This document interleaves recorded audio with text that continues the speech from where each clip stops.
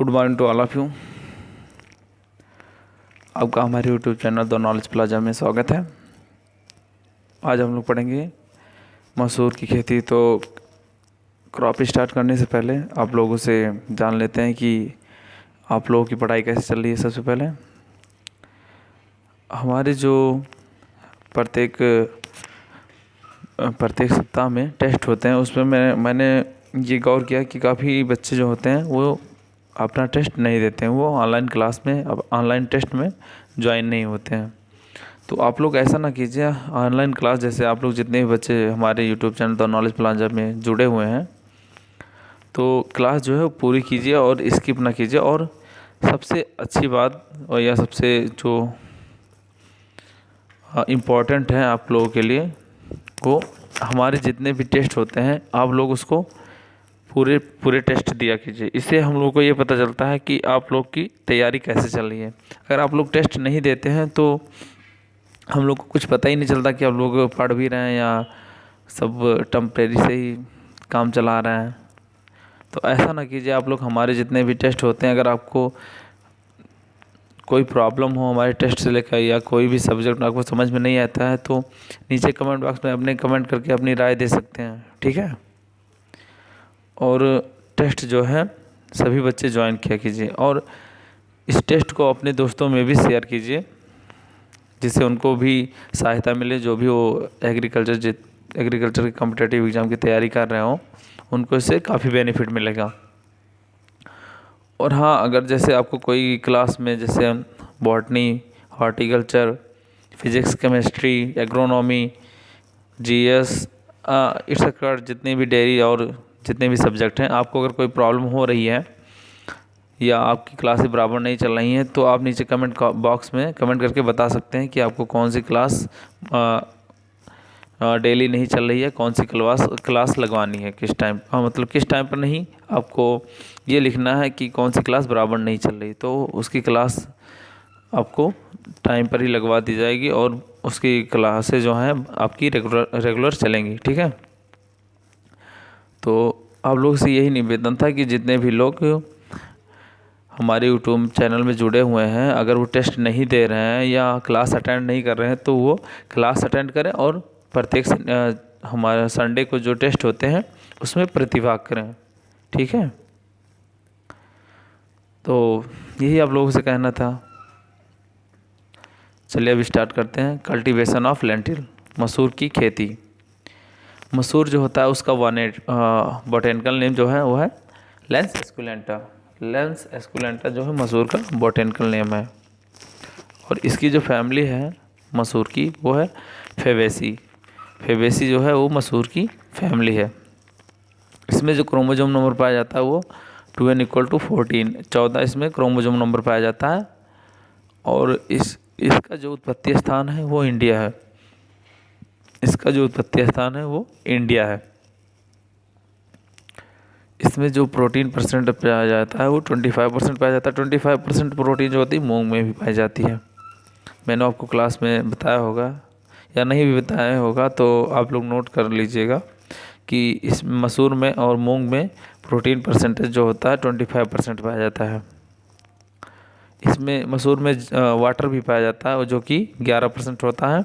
और carbohydrate percentage जो होता है वो 60% होता है। अब हम लोग पढ़ेंगे क्लासिफिकेशन ऑफ मसूर या क्लासिफिकेशन ऑफ लेंटिल, ठीक है। ये दो प्रकार का होता है। एक तो स्मॉल सीडेड होता है, मतलब इसका जो सीड होता है वो स्मॉल होगा, और एक होगा बोल्ड सीडेड, आई मीन इसका जो सीड होगा वो बड़ा होगा। तो जो स्मॉल सीडेड होगा उसका जो बॉटेनिकल नेम है वो Lens esculenta variety microsperma. Micro means छोटा, स्मॉल, माइक्रो मीन्स होता है माइक्रो, MICRO। माइक्रो मीन्स जो होता है स्मॉल, जैसे कि नाम से ही स्पष्ट है स्मॉल।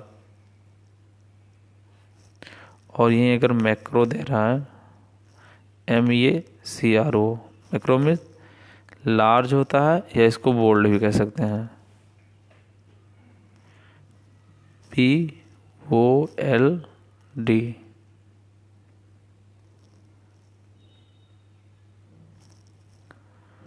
ओके। तो बोल्ट सीडेड का जो बॉटेनिकल नेम है वो है लेंस एस्कुलेंटा वेराइटी मैक्रोस्पर्मा। मैंने आपको बताया कि मैक्रो मीन्स होता है बोल्ट या लार्ज, ठीक है। और इसके जो दाल का रंग होता है, जब मसूर की दाल बनाई जाती है तो वो नारंगी कलर की होती है, और मसूर के जो फूल या फ्लावर का जो कलर होता है वो वाइट होता है। जब फ्लावरिंग स्टेज में आता है तो इसके जो फ्लावर खिलते हैं वो सफ़ेद कलर के होते हैं, और जब इसके हम हार्वेस्ट करके लाते हैं तो इसके जो दाने का कलर होता है वो भूरा होता है। मसूर के जो दाने का कलर होता है वो भूरा होता है। और मसूर की फली में जो पॉड बनते हैं उसमें दानों की जो संख्या है वो 2 होती है। कभी कभी इसकी संख्या बढ़ भी जाती है। जो स्मॉल सीडर होते हैं उनकी संख्या 3 से 4 भी हो जाती है। मसूर की फली में जो दाने बनते हैं वो 3 से 4 भी बन जाते हैं, लेकिन जो एवरेज होता है वो 2 ही होते हैं। इसके लिए जो क्लाइमेट की आवश्यकता पड़ती है वो होती है ठंडी जलवायु। ठंडी जलवायु इसके लिए परफेक्ट होती है। नेक्स्ट हम लोग बात करेंगे टेम्परेचर। ठंडी जलवायु परफेक्ट होती है जिसका टेम्परेचर जो होना चाहिए 18 से 30 डिग्री सेल्सियस होना चाहिए। इसके लिए जो होता है मृदा जो होती है दोमट या न्यूट्रल सॉइल, जिसको उदासीन मृदा भी कहते हैं, सही रहती है। उसके बाद हम लोग पढ़ेंगे प्रजातियाँ। इसकी कुछ प्रजातियाँ जैसे प्रिया और सेकेंड जो है मल्लिका, और थर्ड है शिवालिक, फोर्थ सपना, एंड फिफ्थ पंत मसूर 4। मल्लिका को K75 भी कहा जाता है। मल्लिका जो है ये कानपुर से विकसित की गई है, कानपुर CSC एग्रीकल्चरल यूनिवर्सिटी। उसके बाद हम लोग बात करेंगे अब सीड रेट। तो मसूर की जो सीड रेट होती है, अगर अगेती के लिए बुआई कर रहे हैं तो 30 से 40 किलोग्राम प्रति हेक्टेयर, और अगर पछेती या लेट जो होती है वो 50 से 60 किलोग्राम प्रति हेक्टेयर सीड रेट की आवश्यकता पड़ती है। और इसकी जो बुआई करते हैं वो अक्टूबर से लेकर नवंबर माह में करते हैं। जो मसूर होता है उसकी बुआई हम अक्टूबर से लेकर नवंबर माह तक करते हैं। इसमें कुछ खरपतवार भी पाए जाते हैं जैसे अकरी, गजरी, कटीली। तो अकरी जो होता है इसका जो साइंटिफिक नाम है वह है बीसिया सटाइवा। अकरी जो है उसका जो साइंटिफिक नाम है बीसिया सटाइवा, एंड जो गजरी होता है उसका जो साइंटिफिक नाम वो है फ्यूमेरिया परबिफ्लोरा इसका साइंटिफिक नेम है। थर्ड है कंटीली। कंटीली का जो साइंटिफिक नेम होता है वो है सर्सियम आर्बेंस। कंटीली का जो साइंटिफिक नेम है वो है सर्सियम आर्बेंस, ठीक। नेक्स्ट हम लोग बात करेंगे अब डिजीज़। इसमें जो फर्स्ट डिजीज लगता है वो है उकठा डिजीज, जिसको इंग्लिश में विल्ट डिजीज भी कहते हैं। इसका जो साइंटिफिक नेम है विल्ट डिजीज, हम लोग जान लेते हैं कि ये किसके द्वारा लगता है, कवक, फंगस या वायरस, फंगस, वायरस या बैक्टीरिया। तो ये जो होता है वो कवक द्वारा लगता है, कवक, जिसको इंग्लिश में फंगस कहा जाता है, FUNGUS, फंगस, ठीक है। तो विल्ट डिजीज जो लगता है वो कवक द्वारा लगता है, और उस कवक का साइंटिफिक नेम होता है फ्यूजेरियम ऑक्सीस्पोरम वेराइटी लेंटिस। इसमें रस्ट भी लगता है जो कि उसका साइंटिफिक नेम होता है यूरोमाइसिस वीसी फेवी।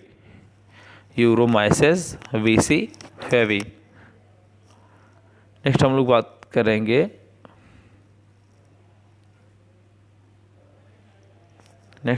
करेंगे पाउडरी मिल्ड्यू। इसमें जो डिजीज नेक्स्ट लगती है वो है पाउडरी मिल्ड्यू। पाउडरी मिल्ड्यू का जो काजल ऑर्गेनिज्म होता है वो है इरिस्पी ट्राइफोली।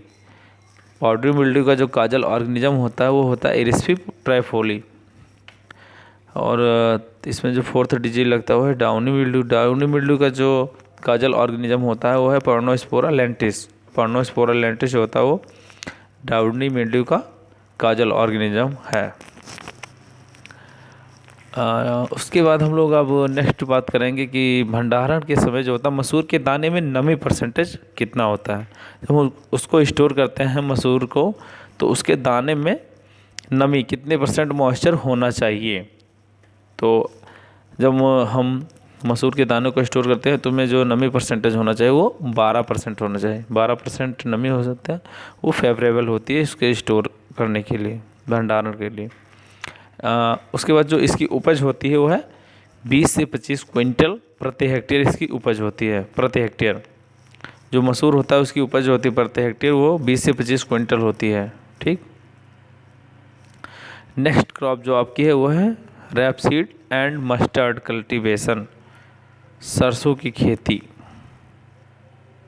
सरसों एवं राई या लाहा जिसको कहते हैं, इसका जो बॉटेनिकल नेम होता है ब्रेस्का स्पीसीज। यहाँ पर स्पीसीज इसलिए लिखा गया क्योंकि इसकी बहुत सारी स्पीसीजें हैं। इसका जो जीनस है वो तो ब्रेस्का है, लेकिन स्पीसीज में बहुत है, जैसे ब्रेस्का जेनेन्सिस, ब्रेस्का और ब्रेस्का कंपोस्टरिस, ब्रेस्का कैरिनेटा, ब्रेस्का नेपस, ब्रेस्का नाइग्रा, बहुत सारी हैं।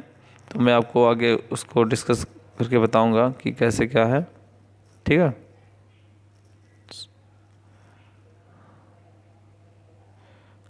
क्या हो गया, स्क्रीन कहाँ से चली गई भाई?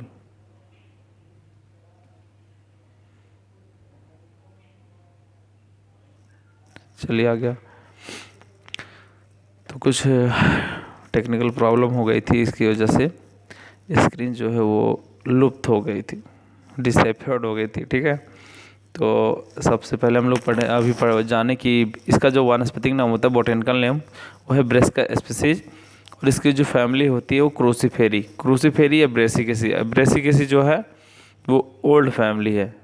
ये जो ब्रेसिकेसी फैमिली है सरसों की, ब्रेसिकेसी ये ओल्ड फैमिली है। ठीक है। रैपसीड एंड मस्टर्ड की, रैपसीड एंड मस्टर्ड की ओल्ड फैमिली है।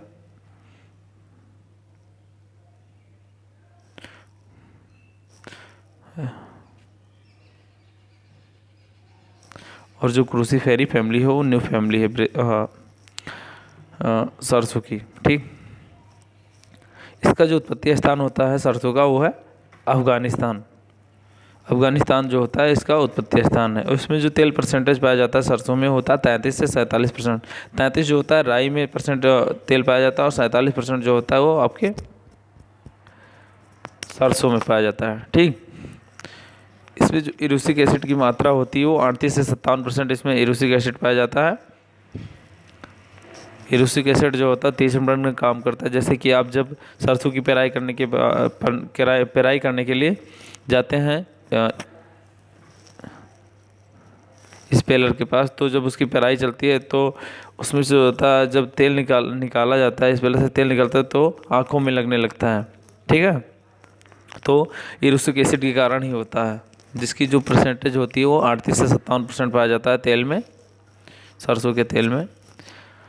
और हम लोग जानेंगे रैपसीड किसको किसको कहते हैं, तो सरसों एवं तोरिया को रैपसीड कहा जाता है, और मस्टर्ड जो होता है राई, लाहा और राया को कहा जाता है। राई, लाहा और राया को मस्टर्ड कहते हैं। ठीक। और सरसों का जो फल होता है, टाइप ऑफ फ्रूट जो होता है सरसों का होता है सिलिकुआ। सिलिकुआ टाइप का फल पाया जाता है सरसों में आपके। नेक्स्ट हम लोग बात करेंगे विश्व में सर्वाधिक सरसों का उत्पादन कहाँ होता है। तो विश्व में जो सर्वाधिक सरसों का उत्पादन होता है वो चीन में होता है। चीन में आपके सबसे ज़्यादा सरसों का उत्पादन होता है। और अगर भारत में बात की जाए कि भारत में सर्वाधिक सरसों का उत्पादन कहाँ होता है, तो राजस्थान आपका जो राज्य है वहाँ पर सबसे ज़्यादा सरसों का उत्पादन होता है।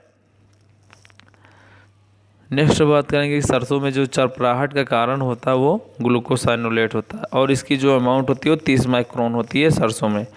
सरसों में जो चरपराहट का कारण है वो ग्लूकोसाइनोलेट होता है, और इसकी जो अमाउंट होती है, मात्रा होती है सरसों में वो है 30 माइक्रोन। ठीक। सरसों के तेल में जो 30 नंबर का कारण मैंने आपको पहले बताया कि जब आप सरसों की पेराई करवाने के लिए जाते हैं स्पेलर के पास, तो जब उसकी पेराई चलती है तो आँखों से जो कभी कभी आँखों में जलन टाइप की होने लगती है, 30 नंबर का जो कारण होता है उसी को हम इरूसिक एसिड कहते हैं, जो कि सरसों के तेल में 38 से 57% तक पाई जाती है। ठीक। सरसों के तेल में अगर सत्यानाशी के बीज मिल जाएं और अगर उसका हम सेवन करें, उपयोग करें, तो हमें कौन सी डिजीज हो जाती है, कौन सी बीमारी हो जाती है, तो उस बीमारी का नाम है ड्रॉपसी। यहाँ पर लिखा है ड्रॉपसी डिजीज। ठीक। DROPSY।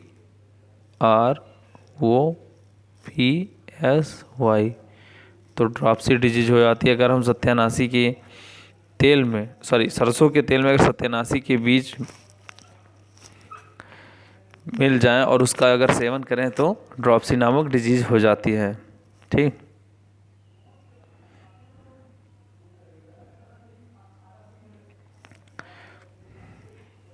उसके बाद हम लोग पढ़ेंगे अब यू ट्रायंगल। तो सबसे पहले हम लोग जान लेते हैं कि यू ट्रायंगल किसने दिया था। तो यू ट्रायंगल होता क्या है ये, अब क्या हो रहा है,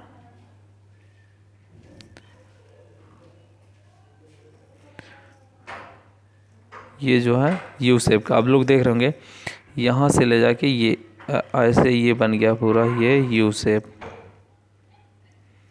यहाँ से आप देखिए यू शेप बना है ना, यू शेप। तो ये जो यू शेप ट्रायंगल जो दिया था सरसों में, वो दिया था नगेरू ने 1935 में।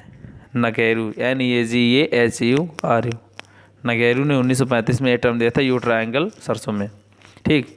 तो यू ट्रायंगल क्या होता है सबसे लोग हम जानेंगे। यहाँ से स्टार्ट करते हैं। ब्रेस्का कंपोस्ट्रिस। ब्रेस्का कंपोस्ट्रिस में जो होता है क्रोमोजोम नंबर 10 होता है, जो कि हैप्लॉइड होता है, अगुणित होता है। ठीक। और जब ये क्रॉस करता है ब्रेस्का नाइग्रा से, जिसमें क्रोमोजोम नंबर 8 होता है, जो कि ये भी हैप्लॉइड होता है या अगुणित जिसको कहते हैं। तो 10 और 8, 10 क्रोमोजोम नंबर 10 एंड 8, 10 8 18 हो गए। यहाँ पर ए एंड ए बी, यहाँ इसका ए लिख दिया, ए बी। जब एक दूसरे से क्रॉस करते हैं ब्रेस्का कंपोस्ट्रिस एंड ब्रेस्का नाइग्रा, तो इसमें तो 10 क्रोमोजोम नंबर पाए जाते हैं ब्रेस्का कंपोस्ट्रिस में, और ब्रेस्का नाइग्रा में 8 क्रोमोजोम नंबर पाए जाते हैं। तो दोनों मिला के आपके जो हो जाएंगे 18 क्रोमोजोम। 18 जो आपके होंगे, 18 जो आपके हो रहे हैं यहाँ पर, ये देखिए यहाँ पर क्रॉस से ये बना है ब्रेस्का जंसिया। तो इसमें 18 क्रोमोजोम नंबर पाए, जो कि हैप्लॉइड है। और जब इसका डिप्लॉयड होगा तो 36 क्रोमोजोम नंबर हो जाएंगे। तो ये पूछा जाता है कि इसमें नहीं पूछा जाता है, लेकिन मैं बता दे रहा हूँ कि ब्रेस्का कंपोस्ट्रिस एंड ब्रेस्का नाइग्रा जब एक दूसरे से क्रॉस करते हैं तो ब्रेस्का जंसिया का फॉर्मेशन होता है, डेवलप होती है। ब्रेस्का जंसिया का जो होता है इंडियन मस्टर्ड कहा जाता है। और इंडियन मस्टर्ड में जो क्रोमोजोम नंबर पाया जाता है वो 2n=36 होता है। 2n=36 होता है, जो कि डिप्लॉयड होता है। अगर हैप्लॉइड की बात की जाए तो उसमें 18 क्रोमोजोम नंबर पाए जाते हैं। 18 क्रोमोजोम नंबर पाए जाते हैं। यह अधिकतर पूछा जाता है कि इंडियन मस्टर्ड का बोटेनिकल नेम क्या है। तो आप लोग ध्यान रखिएगा कि इंडियन मस्टर्ड का अधिकतर पूछा जाता है कि इंडियन मस्टर्ड भारतीय सरसों का बोटेनिकल नेम क्या है। तो भारतीय सरसों का जो बोटेनिकल नेम है वो है ब्रेस्का जंसिया। ब्रेस्का जंसिया जो है भारतीय सरसों का बोटेनिकल नेम है। और इसमें जो क्रोमोजोम नंबर पाया जाता है 2n=36। इसमें जो क्रोमोजोम नंबर पाया जाता है वो 36 होता है, जो कि डिप्लॉयड या द्विगुणित होता है। और जो ब्रेस्का नाइग्रा है उसको बनारसी सरसों भी कहते हैं। यहाँ मैंने लिखा है ब्रेस्का नाइग्रा बनारसी सरसों। ठीक। उसके बाद हम लोग बात करेंगे, जब ब्रेस्का नाइग्रा एंड ब्रेस्का ओलिरेसिया, जब ये दोनों एक दूसरे से क्रॉस करते हैं, ये दोनों एक दूसरे, ब्रेस्का नाइग्रा एंड ब्रेस्का ओलिरेसिया। ब्रेस्का नाइग्रा में क्रोमोजोम नंबर n=8 होता है, और जो ब्रेस्का ओलिरेसिया उसमें क्रोमोजोम नंबर 9 होता है, जो कि हैप्लॉइड होता है। जब एक दूसरे से क्रॉस करते हैं तो यहाँ पर इथोपियन सरसों, जिसका जो बोटेनिकल नेम होता है वो है ब्रेस्का कैरिनाटा का फॉर्मेशन होता है, डेवलप होती है। तो जब 9 8 मिल जाएंगे तो 17 क्रोमोजोम नंबर हो जाएगा, लेकिन ये जो होगा वो हैप्लॉइड होगा, द्विगुणित नहीं होकर ये अगुणित होगा। और जब इसको द्विगुणित करेंगे तो इसमें क्रोमोजोम नंबर 17 दूना 34 आई मीन 34, 17 दूना 34 हो जाएगा, जो कि डिप्लॉयड क्रोमोजोम नंबर होगा। फिर से बता देता हूँ कि जब ब्रेस्का नाइग्रा और ब्रेस्का ओलिरेसिया एक दूसरे से क्रॉस करेंगे, यहाँ पर लिखा है BB एंड CC, और यहाँ जब क्रॉस करें BB×CC, जब एक दूसरे से क्रॉस करना है तो ब्रेस्का कैरिनाटा, जिसको इथोपियन सरसों कहते हैं, का फॉर्मेशन होता है। और इसमें जो क्रोमोजोम नंबर होता है डिप्लॉयड की बात करें तो 34, अगर हैप्लॉइड की बात करें तो 17। ओके। नेक्स्ट अब बात करेंगे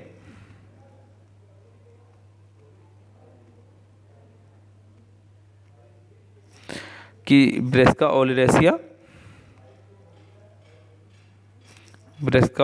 एंड ब्रेस्का कंपोस्ट्रिस, जब ये एक दूसरे से क्रॉस करते हैं, ब्रेस्का ओलिरेसिया एंड ब्रेस्का कंपोस्ट्रिस, यहाँ पर मैंने लिखा है CC × ये हो गया CC एंड ये। जब एक दूसरे से क्रॉस करते हैं तो गोभी सरसों, जिसका बोटेनिकल नेम होता है ब्रेस्का नेपस का डेवलप होती है। जब ब्रेस्का ओलेसिया एंड ब्रेस्का कंपोस्टिस जो होता है एक दूसरे से क्रॉस करते हैं तो गोभी सरसों, जिसका बोटेनिकल नेम होता है ब्रेस्का नेपस का फॉर्मेशन होता है। और इसमें जो होता है क्रोमोसोम नंबर 9 होते हैं और इसमें 10 होते हैं, तो 10 9 19 हो गए, जो कि 19 जो होगा वो हैप्लॉइड होगा। ये 19 जो क्रोमोसोम नंबर है आपका ये हैप्लॉइड होगा। और जब इसको डिप्लॉयड करेंगे तो ये 2n इक्वल टू 38 हो जाएगा, 38। इसमें जो क्रोमोसोम नंबर हो जाएगा गोभी सरसों में वो 38 हो जाएगा। ठीक, तो आप लोग को अगर इसमें कोई डाउट हो तो नीचे कमेंट बॉक्स में अपने कमेंट लिख दीजिएगा। उसके बाद एक दो बार इसको देखेंगे अगर आप लोग तो समझ में आ जाएगा कि क्या होता है यू ट्रायंगल। ठीक, ये पूरा है यू ट्रायंगल, यू शेप का, यहाँ से लेके ये। ठीक, देख रहे हैं ये क्रॉस बन रहा है यहाँ यहाँ फिर यहाँ। ओके, सबसे पहले यहाँ से यहाँ स्टार्ट हो रहा, फिर यहाँ से यहाँ जाएगा, फिर यहाँ से यहाँ।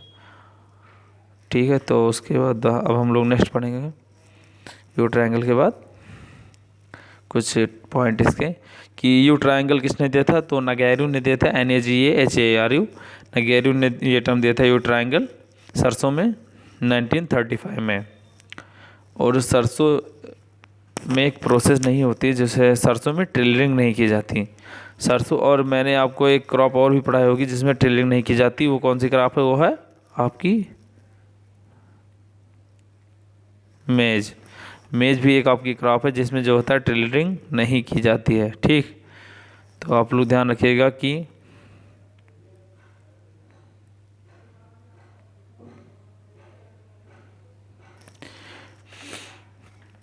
तो सरसों और मेज में टिलरिंग की प्रोसेस नहीं होती। और सरसों में जो ग्लूकोसाइनोलेट होता है उसकी मात्रा 30 माइक्रोन होती है। मैंने आपको पहले ही बताया कि ग्लूकोसाइनोलेट जो होता है वो सरसों में 30 माइक्रोन पाया जाता है। नेक्स्ट हम लोग बात करेंगे कि सरसों का टेस्ट वेट कितना होता है। जो सरसों है उसका जो टेस्ट वेट होता है वो है 3 से 5 ग्राम। जो अगर एग्जैक्ट पूछ रहा है कि सरसों में एग्जैक्ट, या अगर आप में वेरिएशन में नहीं पूछ रहा है, ऑप्शन में ये दिख रहा है 3.5 ग्राम, 4 ग्राम, 4.5 ग्राम या 7 ग्राम, तो आप लोग 3.5 ग्राम पर टिक कीजिएगा। अगर वेरिएशन में पूछ रहा है तो 3 से 5 ग्राम पर टिक कीजिएगा।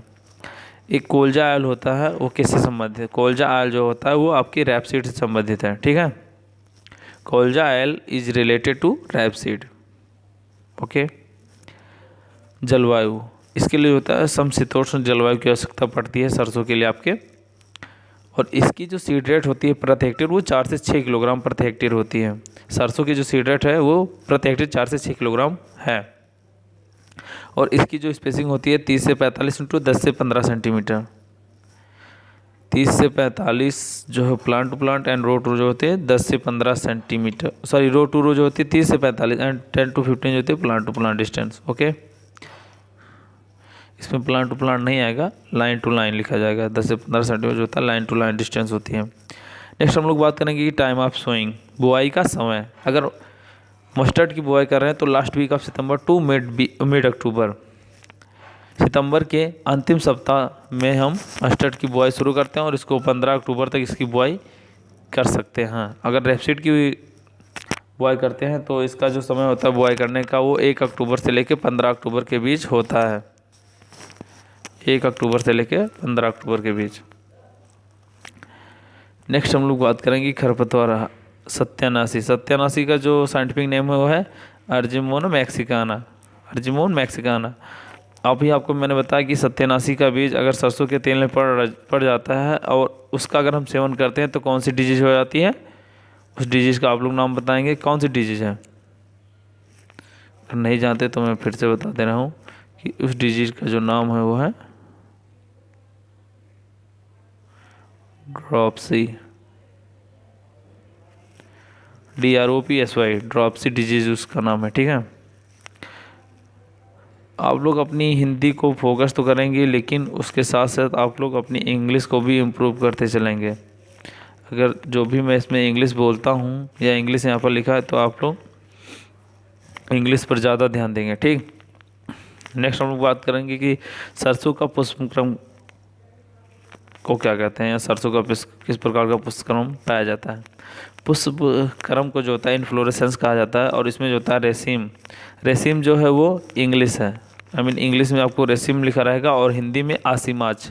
सरसों में आसिमाच प्रकार का पुष्पक्रम पाया जाता है, या इंग्लिश में रेसिम कहा जाता है उसको। नेक्स्ट हम बात करेंगे बनारसी राई। बनारसी राई जिसको ब्रेस्का नाइग्रा कहा जाता है, के तेल का प्रयोग किसके रूप में किया जाता है। तो बनारसी राई जो होता है उसके तेल का प्रयोग मसाले के रूप में किया जाता है। मसाला जो होता है उसके लिए हम बनारसी राई के तेल का प्रयोग करते हैं मसाले के रूप में। मस्टर्ड ऑब्ली रैप सीड का क्लासिफिकेशन। तो सबसे पहले हम लोग पढ़ेंगे, यहाँ पर गलती से लिख गया होगा, ये पहाड़ी राई नहीं पहाड़ी सरसों है, ठीक है, तो आप लोग इसको कट कर दीजिएगा, ठीक। इसको जो होता है सरसों में लिख लीजिएगा। तो पहाड़ी सरसों पहाड़ी राई का जो है वो पहाड़ी राई का जो बॉटेनिकल नेम है वो है क्या है, ब्रेस्का नाइग्रा। पहाड़ी राई का जो होता है ब्रेस्का रुगोसा होता है, ठीक है, ब्रेस्का रुगोसा।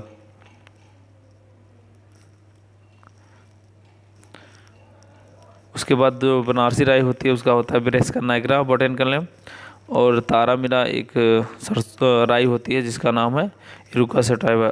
बनारसी राई और जो तारामीरा राई है वो परपरागित वाली प्रजात है।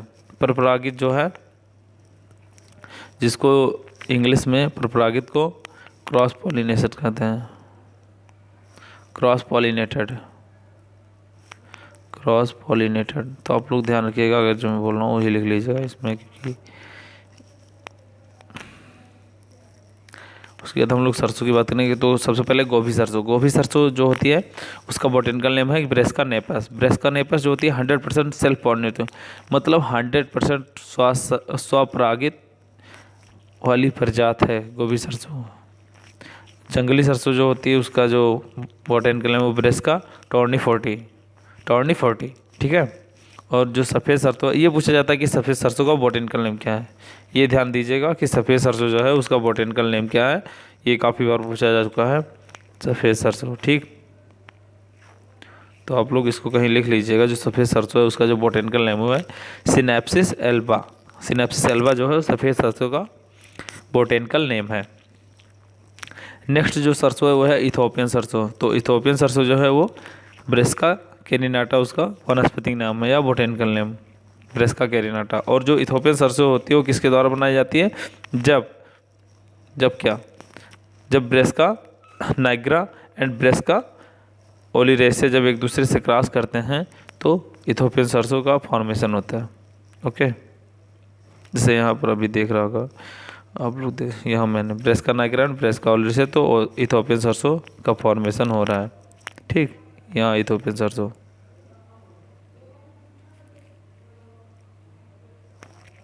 उसके बाद हम लोग वैरायटी पढ़ेंगे PGSH51। PGSH51 जो है 00 और अथवा जिसको कहते हैं कैनोला अभी गोभी सरसों की प्रजात है। जो PGSH51 जो है वो 00 और कैनोला अथवा गोभी सरसों की प्रजात है। नेक्स्ट जो वैरायटी है NRC HB 506 जो ये है first hybrid variety of mustard सरसों राई की प्रथम हाइब्रिड वैरायटी है। और जो सेकंड है NRC HB 502 एंड 101, ये सेकंड हाइब्रिड वैरायटी है मस्टर्ड की, आई मीन राई की सेकंड हाइब्रिड दूसरी संकर प्रजात है, ठीक।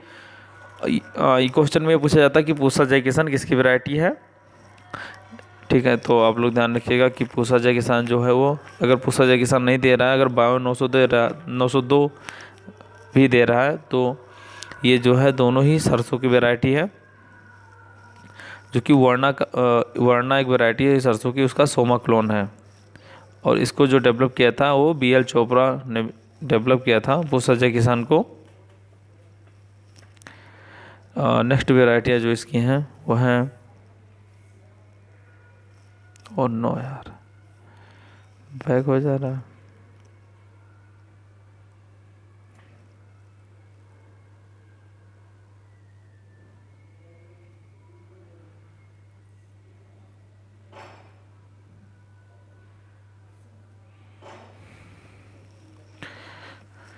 उसके बाद जो इसकी वैरायटी है वैभव एंड वरदान। वैभव वरदान जो है वो देर से बोई जाने वाली मस्टर्ड की वैरायटी है। वैभव वरदान जो है वो देर से बोई जाने वाली मस्टर्ड की प्रजाति हैं। रोहिणी जो है स्फुटन वाली प्रजाति है। मतलब इसमें जो होता है रोहिणी स्फुटन, मतलब इसमें जो होते हैं वो इसकी जो पॉड होते हैं वो फूट जाते हैं, मतलब टूट जाते हैं। जब ये मैच्योर होती है तो इसके जो पॉड बनते हैं वो टूट जाते हैं। क्या हो गया, अपने आप ये सब हो रहा है।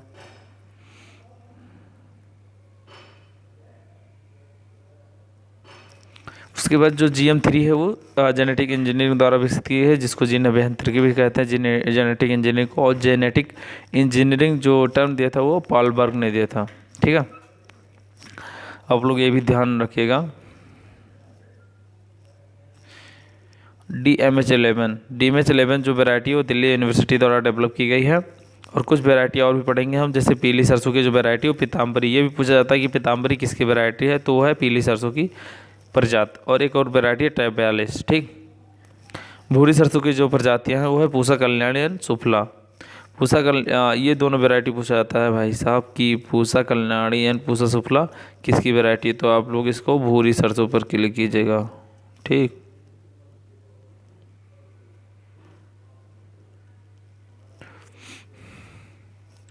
उसके बाद तोरिया की कौन सी वैरायटी है, तोरिया की जो वैरायटी है वो संगम। और सेकंड वैरायटी है जो है टाइप 9 एंड 36। इसकी मस्टर्ड की जो वैरायटी है वो है पूसा बोल्ड। ये पूछा जाता है कि पूसा बोल्ड किसकी वैरायटी है, एंड पूसा गोल्ड। तो पूसा बोल्ड आप लोग जानते हैं कि अगर सरसों राई नहीं दे रहा है तो सरसों अगर पूछ रहा है तो आप सरसों पर भी क्लिक कर सकते हैं कि ये सरसों की वैरायटी है, सरसों की प्रजाति। ठीक है, और जो पूसा गोल्ड वैरायटी है वो आपको, मैंने अगर कोई क्रॉप पढ़ाई होगी, कोई क्रॉप पढ़ाई तो होगी, तो उसमें मैंने आपको वैरायटी में पूसा गोल्ड भी लिखाया होगा कि पूसा गोल्ड किसकी वैरायटी है। ठीक है, तो पूसा गोल्ड किसकी वैरायटी है आप लोग बताइए। ये भी क्वेश्चन पूछा जाता है कि पूसा बोल्ड, तो कुछ लोग ध्यान न देके पूसा बोल्ड जो है वो गेहूं की वैरायटी लगा देते। तो जो पूसा बोल्ड है वो मस्टर्ड ऑब्लिक सरसों की प्रजाति है, और जो पूसा गोल्ड है वो आपके गेहूं की प्रजाति है। ठीक है, पूसा गोल्ड जो है वो आपके गेहूं की प्रजाति है, और पूसा बोल्ड आपकी सरसों ऑब्लिक राई की प्रजाति है। उसके बाद इसकी और कुछ भी अन्य प्रजातियाँ भी, जैसे क्रांति, बसंती, वसुंधरा, लक्ष्मी, भागीरथी एंड आशीर्वाद। तो ये इम्पोर्टेंट होता नहीं है, एप्लीकेटेड के टाइप ऑफ व्यू से। उसके बाद कैनोला जो होती है वो मीठी सरसों की प्रजाति होती है। और 0, 00 एंड 000 ये किसकी प्रजाति है, वो कैनोला जो सरसों होती है वो मीठी सरसों की वैरायटी होती है। इसका जो स्वाद होता है वो इसके तेल का वो मीठे टाइप का, थोड़ा मीठा आता है, मतलब थोड़ा ही आता है, ऐसा नहीं कि एकदम टोटली शुगर की तरह होता है। ठीक, तो उसके बाद जो है 00, 00 एंड 000, तो जो ये है प्रजाति है वो कैनोला की प्रजाति है। सबसे पहले हम लोग बात करेंगे जो फर्स्ट 0 है, एक ही 0 है, एक 0, ये वाला 0 जो है उसका मतलब क्या होता है, तो फर्स्ट वाले 0 का जो मतलब होता है वो होता है लो एरोसिक एसिड, मतलब इसमें इसका मतलब होता है इसमें एरोसिक एसिड की मात्रा कम होती है। और जो सेकंड 0 का मतलब होता है वो है लो ग्लूकोसाइनोलेट, मतलब ग्लूकोसाइनोलेट की भी मात्रा कम होगी। और जो थर्ड 0 होगा आपका, उसका मतलब थिन शॉर्टकट, मतलब इसकी बीजावरण होगा वो पतला होगा। ठीक,